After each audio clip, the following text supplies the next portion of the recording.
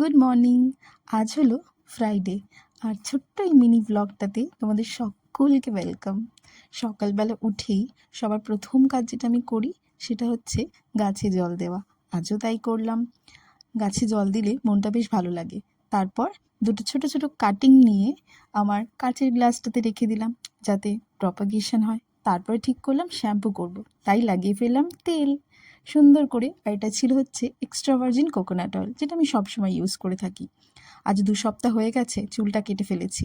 তারপরে তেল লাগিয়ে চলে গেলাম একটুখানি বাগান দেখতে, যেখানে ছোট্ট একটা কুড়ি এসেছিল, যেটা দেখে আমার খুব ভালো লাগলো। তারপর শ্যাম্পু কন্ডিশনার ঝটপট লাগিয়ে স্নানটা সেরে ফেললাম। তারপর মহাদেবকে পুজো দিলাম, আমার গুনু দাদাকে পুজো দিলাম। তারপরে চুলটাতে ভালো করে একটু সিরাম লাগিয়ে নিলাম। ব্যাস, এই হলো আমার হেয়ার ওয়াশ ডে।